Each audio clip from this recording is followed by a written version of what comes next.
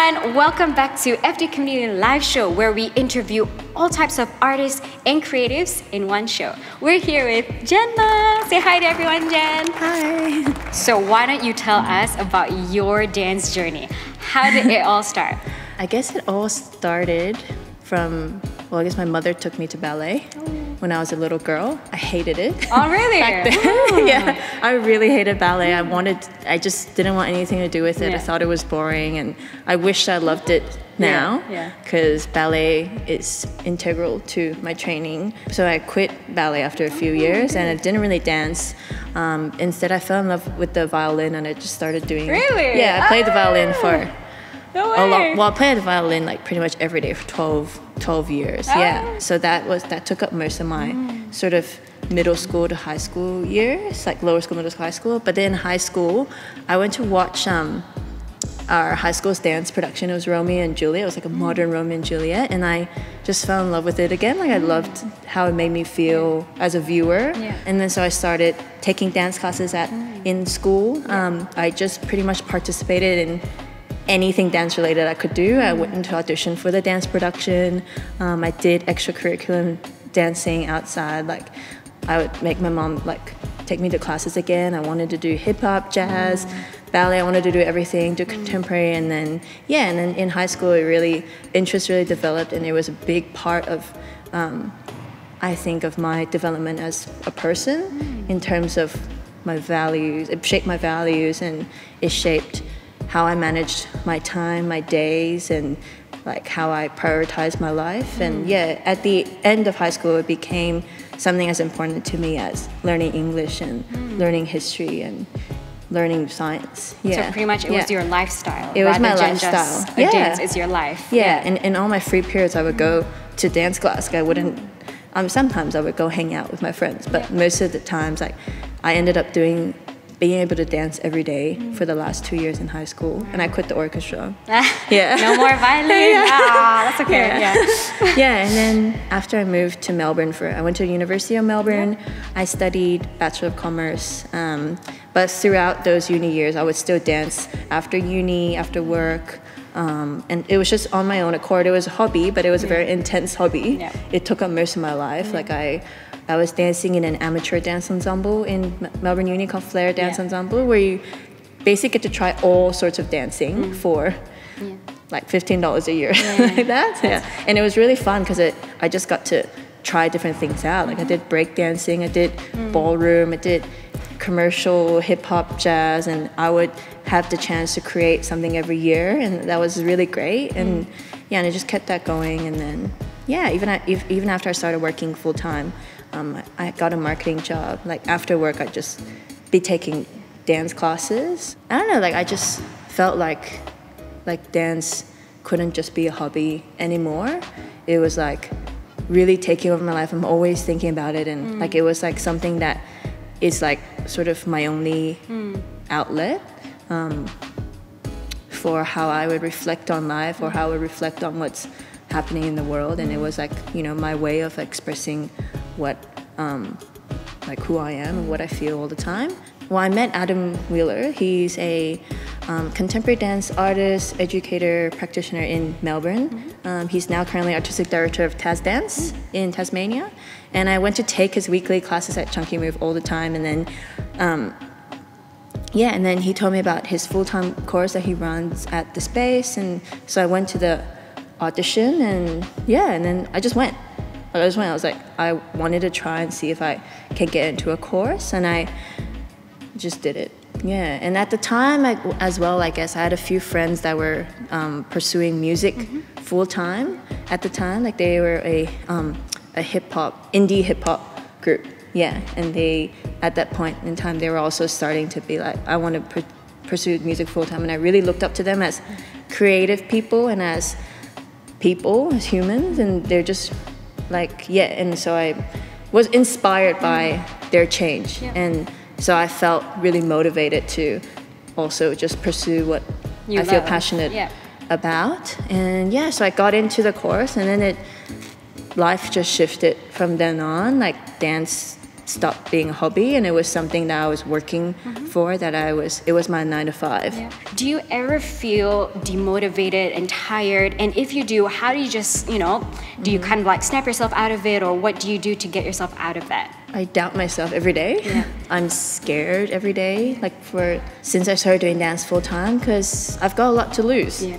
I'm switching careers. I'm switching career paths. I just invested years into university, into, practicing marketing as a professional, and then I switched. Yeah. I just switched paths, and it's, even for me, like sometimes I look back and wow, why, how did it happen? Yeah. I never would have imagined it happening. And so even, now every day I doubt my decisions.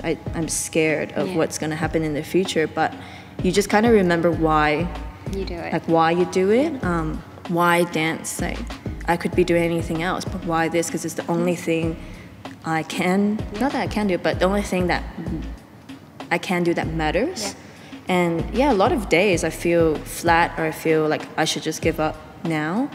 But I let these feelings happen. I don't try to, I don't say to myself, stay positive, because I think, you always have to acknowledge the dark side of yourselves. They're there, and the doubts and fears happen. Just have to acknowledge and be like, okay, it's happening today, but I'm just gonna try to be present, be here. If I'm working in the studio, I try not to switch off. I'm just try to switch on and be present in the workspace, and that usually carries me through the day. And by the end of the day, I'm like, wow, that was great. Yeah. Okay, and what about in terms of music? Because I'm sure music is a huge part of dance. What type of music really inspires you to create now? Well, the idea of dance and music has also shifted a lot for me. I used to choreograph to music, but I still do that sometimes, because I think music is a great engine for creativity. But now we deal with more sort of movement-based tasks to create.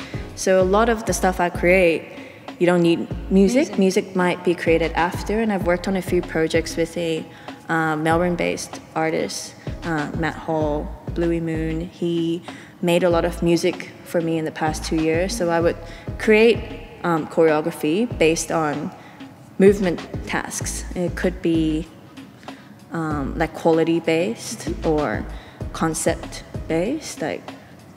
For example, you're moving like a vine through the jungle, but you're also underwater. Or something. It could be a task for someone. Or there's a fly trapped in your body, and it's trying to get out, and you're moving because of that. So I create a lot of these kind of tasks.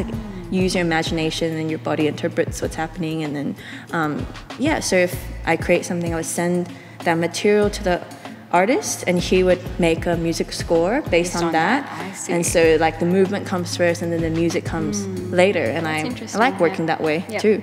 It less limitations, so you're not limited by music. And music enhance what you're doing. So is there a particular performance that means something really special to you?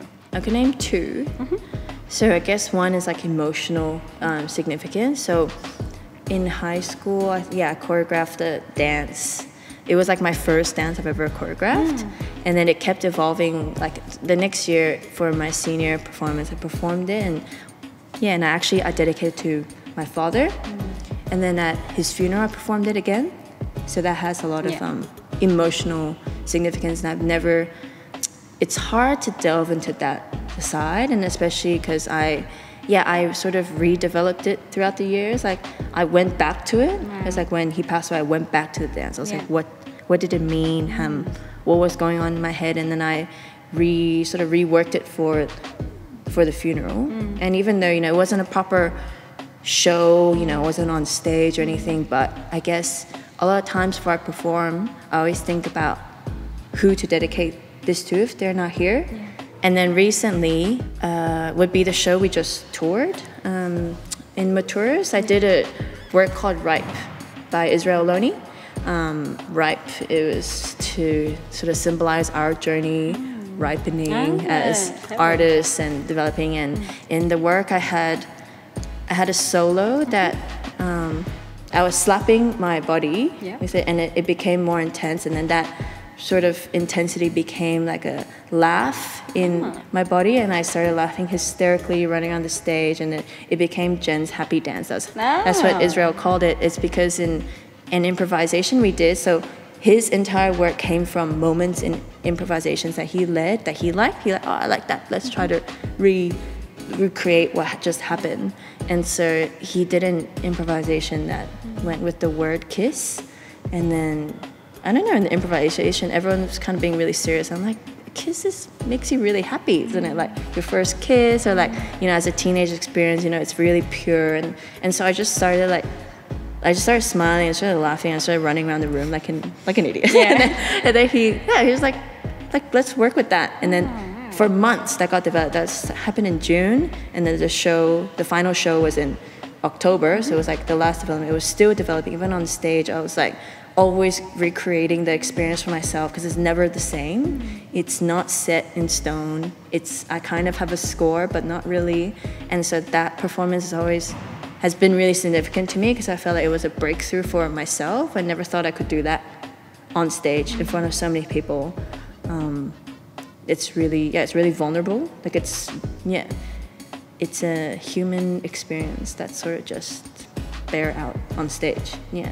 And after that, I had a monologue in Mandarin that nobody understood, but was very emotional to me. Aww. Yeah. And so I never thought I could do that either. Yeah. So that whole work is very, it's a breakthrough for myself as a performer, and it's kind of, even I'm surprised I did it. Yeah. So many times.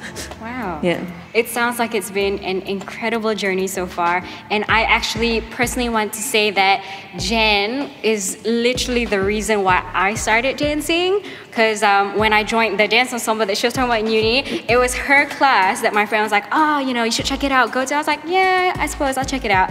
And then I saw your choreo and I was like, yep, I'm doing it. So you've inspired me so much over the years. So I really wanted to, interview and have you answer some of these questions that I probably have always thought of asking you for a while now. The last question that I'd like you to answer is, do you have any advice for other future aspiring dancers out there who, aren't quite ready yet to take the leap of faith? What do you have to say for them?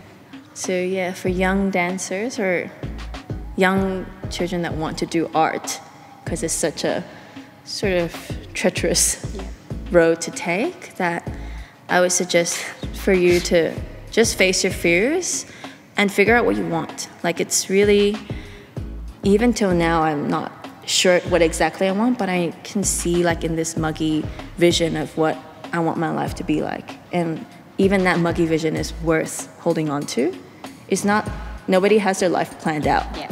You think you do, your parents tell you should, everyone tells you should, that you should have a plan for your future, but realistically, you're living day to day. And so whatever you feel like you want to do today, I think you should just do it. And then see how it goes. You can reflect back on the experience, but I don't like it. Move on. And it's okay. And I just think if you're passionate about something, you shouldn't ignore it. And you should persist in your passions, because they don't just come from anywhere. They're there for a reason. You're feeling this way for a reason. You want to express yourself this way for a reason. You shouldn't ignore it because of social norms or because of what you think your parents want you to be.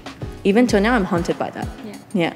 Every day I struggle. Maybe I should just do what my mom wanted me to do. Or maybe I should just do, go on the career that I was expecting myself to have as well. But I don't regret changing, and I don't regret being a bit more brave and admitting that I don't want to do what I was doing. It's never too late, really. I mean, I always feel like I was a bit old to change my life completely, but you're never too old. Agreed. Thank you so much, Jenn. Okay, so she's gonna be performing for us right now. I hope you are just excited as I am. Check it out.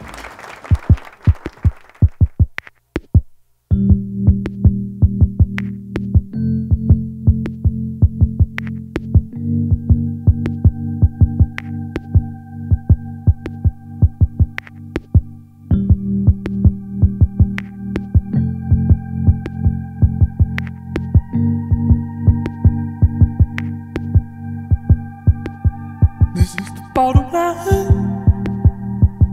let it find you. I'll go there with you.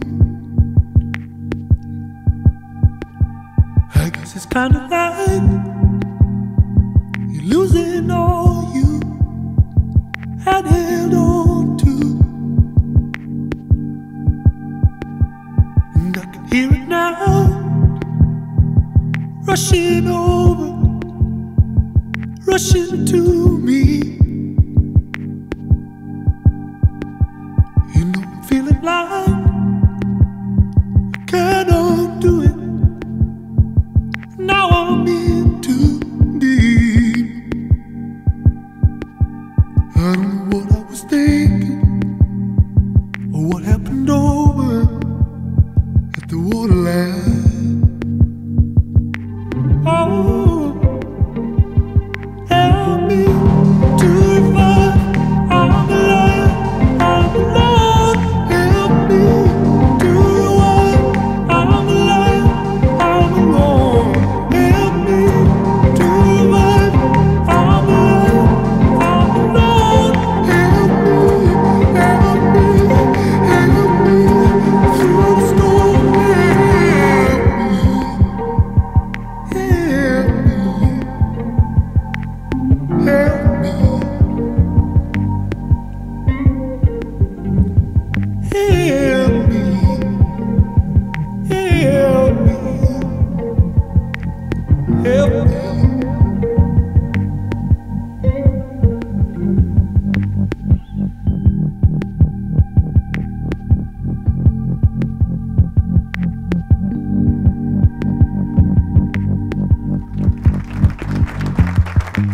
Okay, that was amazing. So thank you so much, Jenn, for being here today and coming in to the show. I hope you guys enjoyed and are super inspired by Jenn. We have one thing for you. Hey. Oh, nice catch. It's a little gift for coming on the show. It's with my logo and everything. I love free t-shirts. Yeah, Thank free you. t-shirt for your dancing. Yay. So thank you so much for tuning in. Please make sure to subscribe to the channel. Give it a thumbs up if you enjoyed it. And also, Jenn, is there any social media pages you'd like them to follow? You can just follow me on Instagram. It's Yeah. my personal Instagram. It's really messy, but I do post stuff I'm working on. Just Jenny Fu Mama, JenniFoomama. Yeah, I have a Vimeo channel as well that you can find on the Instagram. Yeah, there I post serious dancing things. Yeah, Sounds good. Yay, thank you. thanks everyone. So catch you next time.